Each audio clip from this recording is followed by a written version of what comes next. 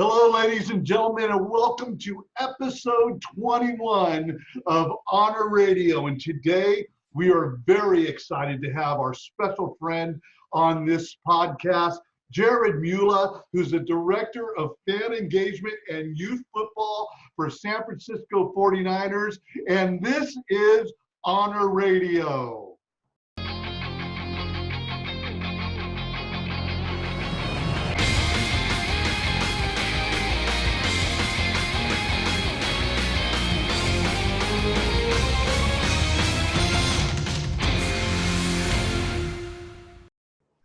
Jared, I got to tell you, bud, it is a special honor to have you on this show, my friend. You've been a great friend to us since we met you 3 years ago.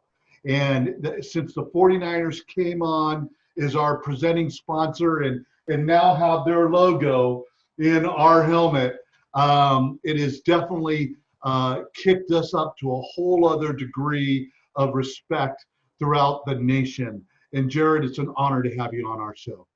Hey, Coach, thanks. I couldn't be more excited. Thanks for having me. I mean, I think you touched on a little bit. It's been a wild 3 years with this partnership, but it's been nothing but amazing. And, you know, what you guys do out there, we couldn't be more happy to be a part of. So thank you guys. Thank you, Jared. Hey, buddy, let's just jump right into it. Man, the draft. I got to tell you, I personally really enjoyed the draft this year. I thought it was really fun seeing the behind the scenes, the way the coaches live, the general managers, to just see how they live at home with the mansions and their kids always in the background participating. Some were even doing cheers. How did you feel about this year's draft? Yeah, I mean, an unprecedented challenge, right? To do something that's been such a huge live event for years now, and then to move it totally digital was quite the undertaking. So, I mean, I really have to applaud the NFL for just putting that all together, right? And then I think one of the things that was great was on a team level, you were able to see the different fans still incorporated, right? So every time Roger Goodell went to a pick, you saw that 16 square screen behind him. So the secret to all of that is there is so much preparation that goes into just getting those folks ready and teed up for when their pick comes in. That we really, our guy Nick Clark from our fan engagement department did a great job, and you know, getting people coordinated across the country and fired up. And then of course when we traded up, right, getting them prepped 6 spots ahead of when they were planning, pretty cool. But I felt like there was really a great sense of fan engagement still with the draft, even though we couldn't all be there. But to your point, watching all the GMs and the draftees in their homes, right? You felt like a fly on the wall that you kind of always want to be in some of those situations. It was a lot of fun to watch, and I personally, I don't know about our listeners out there, but I thoroughly enjoyed it. Let's talk about some of the picks. I mean, Kinlaw, Ayuk. I mean, Ayuk played right over here at JC at Sierra College, right? Get it up! You already got to get some. Warner. I mean, let's go on and on. How do you feel? I mean, I see USA Today, New York Post, NFL.com have all given the 49ers great grades. How do you personally feel about it, bud? Well, I think, you know, the way I feel about our draft is how, our brass feels about our draft. And I think John and Kyle and Jed, feel really good about what they did. You know, everything that I saw, reported out was that they landed guys that they had, identified and wanted to get in the building. So if they're excited, I'm excited because I think they have, a great plan. They're drafting great guys historically, just on the field, off the field. I know kind of in my role, we interface with them, in the community and in how they work with coaches and players and stuff that we work with. So I know from that perspective, if they're getting guys like we have in the building now, then it's aces all around for me. But just excited for the young people, right? Going in and kind of having their dreams realized. What's been really cool is watching them kind of once they come off the national broadcast, they get funneled into the 49ers kind of draft party and seeing their interviews of, after that initial shock, just their emotions, right? And their families and just their road to kind of where they got has been the best part for me. And it's being an old, dried up football player, right? Like I feel for those guys, right? And all the struggles and things that they've gone through. So getting to peek behind that curtain, I think, is the best part in this class. I think every one of them had an amazing story and was just so excited to be, welcome to the team from what I saw, that it was, it's exciting. I can't wait till they get in the building and really kind of wrap our arms around them as an organization. So it'd be cool. Free five! Get up! Free five! Get up! You got 2, 3 get those, boy. 3 is a record. You might be on a roll here. So I got to tell you, we've had multiple occasions where we've come and visited you at the headquarters, and you've given us a tour, and we've walked around. We've had lunch with the players. It is amazing to see what John Lynch and Coach Shanahan have done to create a bedrock of character. I mean, when we're in there and we're eating lunch around the players and all that, you see a fun, you see an excitement, you see everybody getting along. You see, it's just really cool to see that. And I wish every fan, like, Rick and I are, going years back. I mean, I am a faithful, my friend, but to see that up front, it's really special to see. And how do you feel about that when you see the character athletes that the team has become and is developing into, and then when it comes to that foundation, how does that make you personally feel? Yeah, I mean, an overwhelming sense of pride to be associated with stuff like that. I mean, for sure. It's always been, again, because how we interact with our players is definitely on that level, right? Where we're working with them in the community, and their performance on the field matters, but in our line of work and how we interface with them, that's not necessarily where we spend majority of our time. And I would say, I think you got a really good sense of what our building's like today, but I'd also offer that, we've had incredible leadership throughout my 11 years there too. That's just always grown and kind of morphed, right? You're talking about guys like Joe Staley, who's been in that locker room since 2007, Patrick Willis, the Justin Smiths, right? I mean, the Vernon Davises, the Frank Gores, like there's those high level guys who everybody sees and appreciates their performance. And I think, for those of us that follow the team, understand what they do on and off the field and the kind of the character that they're made up from. But there's always those guys who maybe aren't your starters or the ones who get the most recognition that really are the bedrock of that foundation in that locker room that you're talking about, right? The Garrett Sellecks of the world, right? The Ian Williams back in the day, the Alex Boones. I could go on and on.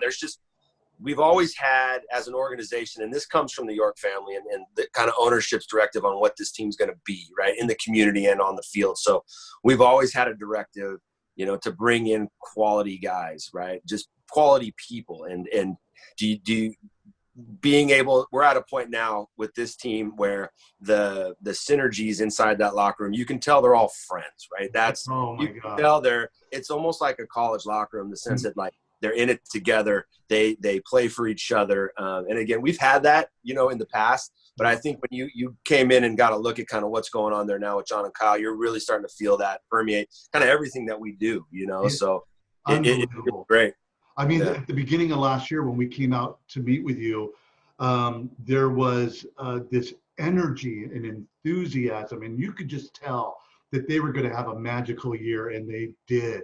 My God, I mean, it was amazing to watch. You could sense it, and there's no doubt in my mind that is still carrying on. I remember when we were having lunch, and Staley was right by me, and basically said, "Hey, no, go on in. You eat before me," right? Just a good energy and sense of pride and leadership, and seeing Keena Turner walking around, and all of the old veterans just getting along with the young and old. Buddy, I mean, I got to tell you, you must pinch yourself every time you walk into that office because it is truly that much fun to see.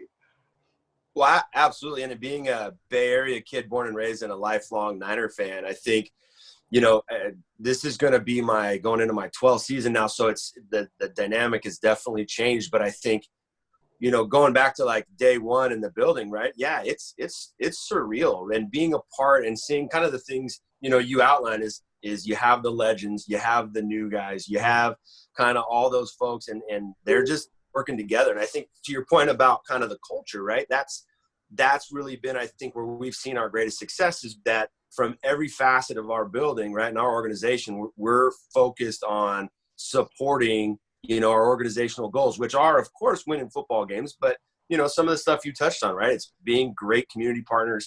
It's being great, mentors and supporters of other people and programs in our community. So when you're all rowing in the same direction, right, there's incredible things you can accomplish. And I think obviously we fell just a couple touchdowns short of the ultimate goal, but the success there, right, is really kind of, underlined with just the ability for everybody to get together and be vested, right? Be interested in somebody else's success. I know John Lynch Jr. has something, and it's funny to call him John Lynch Jr. on the show, but I know there's a senior involved. So around our building, he's just Mr. Lynch, but we call him John Lynch Jr. One of the things he's got in his office is, a quote that says, "It's amazing what you can accomplish when you're not worried about who's taking the credit." And I probably butchered that, but that's the heart of it.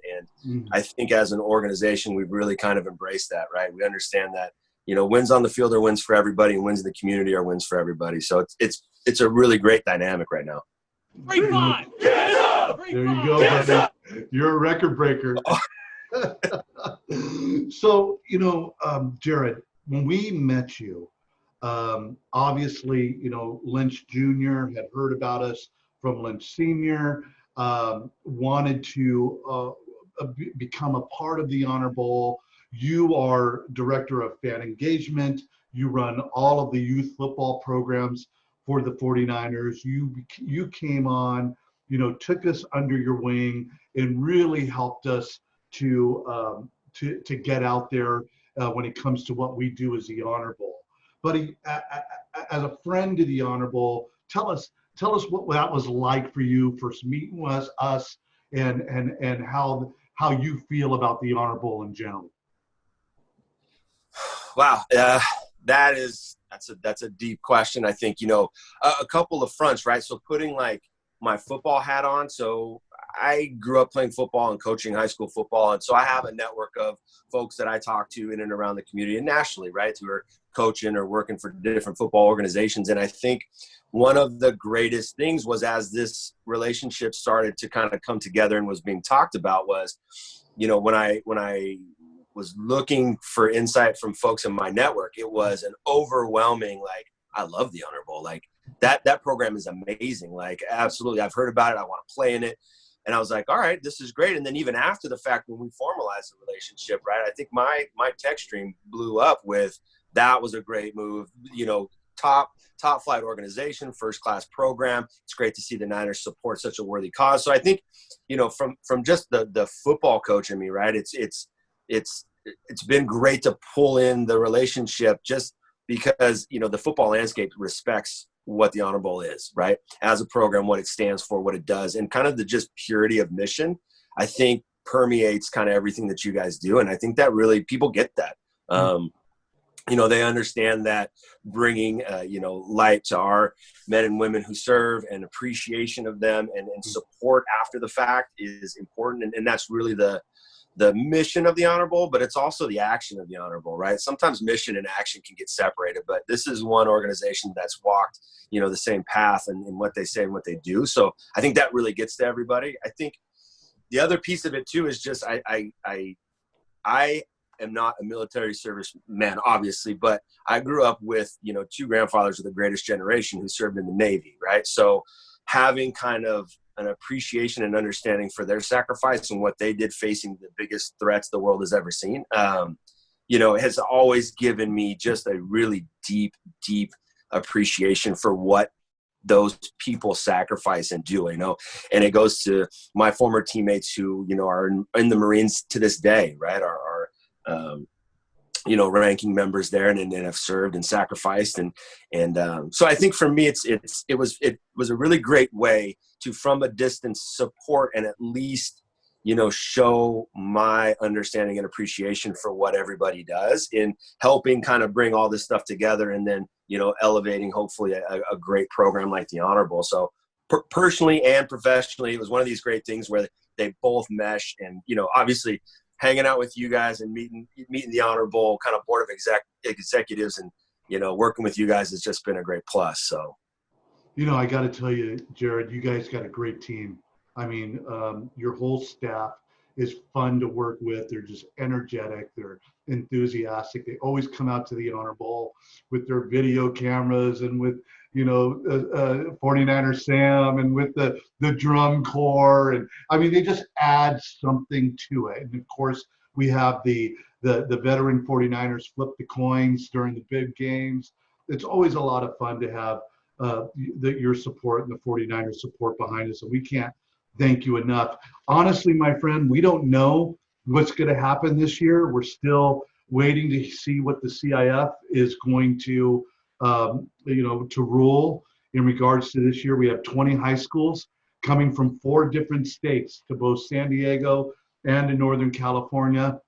And we're a little nervous. And I know that you got a lot of stuff going on with your clinics, with your camps. What are you doing now to keep the youth 49er fans involved? What are you doing on your level to keep people engaged? Yeah, and I think, man, the challenges that this period of time has presented have been just unprecedented, right? We're having to really figure out how do we service and keep engaged the folks that we had planned on having live events with kind of throughout the foreseeable future. And one of the things we figured in our role as 49ers Prep and engaging the football community and youth and high school space was, where can we be of best service? So we have incredible staff members. I know Coach Ryan Dillard from our staff, who's always out at the Honor Love Bowl, Coach right? Ryan. former USC cornerback. So he's got some great football chops. So we really leaned into kind of the digital content and asked Ryan to put together some, distance learning programs. So we have skills and drills that we roll out weekly, footwork, agility, flag tackling, health and fitness. So we're accessing our network to try to figure out, how do we provide activities for kids to stay active, first of all, right? I mean, this isn't into what our traditional football season is yet, but the kids who are at home, right, and the parents who are now PE teacher and math teacher and science teacher, and full-time coach, if you've never been a coach, you're now your child's, head coach, is to put together some stuff that they can do. They can access on their own. You can access as a family. So we launched our website as a team, 49ers. So it's I Got Your Back, IGYB, with all our kind of resources, and the STEAM program's done some stuff. But through our Prep Starts Now program, we have all those videos up. And it really kind of gives kids a chance to do some stuff independently, do some stuff to keep them active, to give parents some stuff to keep them occupied. So we're just figuring that's kind of where our expertise lies. So we want to lean in heavily to that. We're not trying to do more than I think we're, going to be doing, because everybody's offering, some sort of service or program during this tough time, which is great. So we wanted to make sure we stayed with our strengths. And so we've got that up, but it's been tough, right? I think to forecast in a role, and just like you guys are, and something that's so heavily planned out, right? You guys have been working on this year's Honor Bowl for more than a year, right? Yeah. So, to have to, pivot and make a hard right, this close to the event is presented challenges. But I mean, I think we're going to do what's right. I think we're going to take our time. We're going to let, the smart people lead us in the direction of when it's time to go back to work, just as you guys are. And what I think we just want to make sure is that people know we're here. We want to provide what they need in this time. We're accessible. We don't have the answers, but, we're definitely looking forward to working towards solutions. So that's kind of what we've done. Have you heard anything, Jared, about the clinics, anything like that? Are those being postponed? Are those being pushed back? I know I have several friends that have their kids involved in the BOSA clinics and some of the other 49er clinics that you guys have. Can you give us an idea of what might be happening with those? Yeah. So, well, the BOSA clinic's unique because that's run through a third party, right? That's kind of his. So I can't speak on that one specifically, but I know for ours, right? So traditionally we run our 3-day youth football camp in July, which we would have opened registration in mid-March. But given the time and situation, we're putting everything on hold right now. And I think I want everyone to know that behind the scenes, we're preparing for every scenario. So should all the restrictions be lifted in 2 weeks, we'll be ready. Should there be some sort of modified kind of return to normalcy, we'll be ready. but we didn't want to introduce any of those things or keep pushing out or postponing or perhaps having registration in hopes that July will happen and then having to, cancel at that point. We really just taken the time to take a break from what we're offering out. But I think we're also using the time to make sure that we are ready for whatever scenario comes up when we do get the opportunity to get back to business. So I think to answer your question, the stuff we had planned is off until further notice, but once further notice happens, we're going to attack it. So, I got to tell you, buddy, I am so ready for football. But, Oh.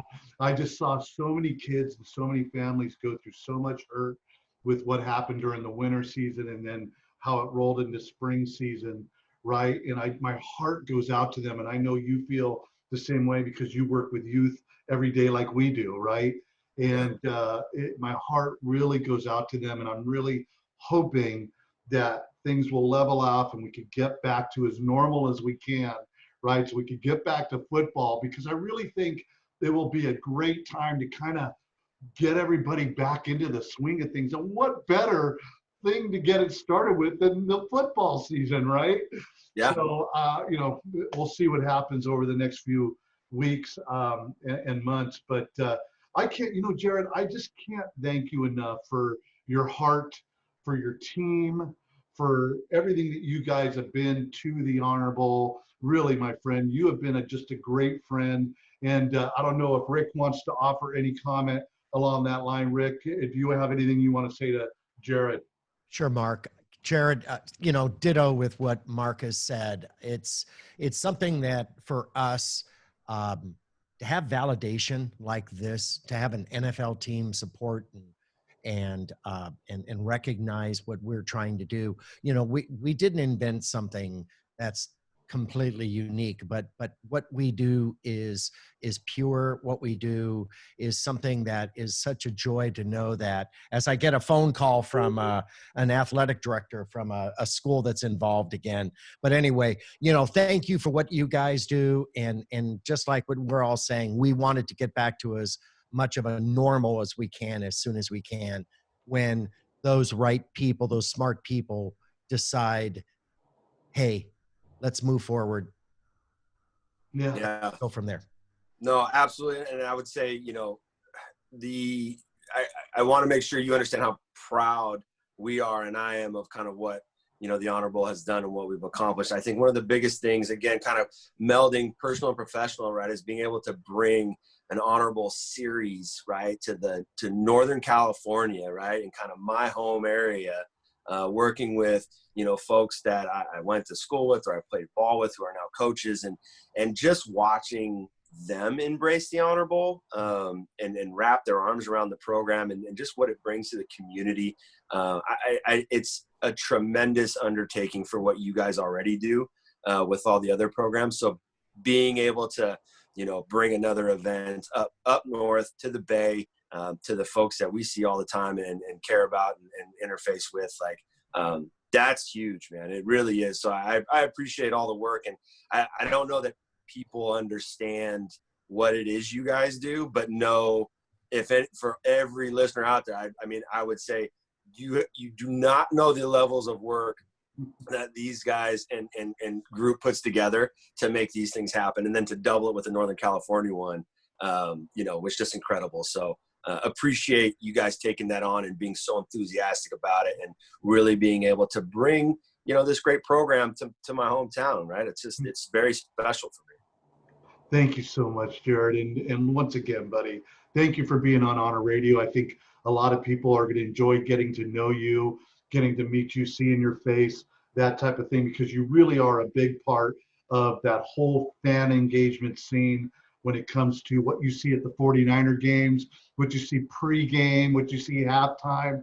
Jared and his team are a big part of that.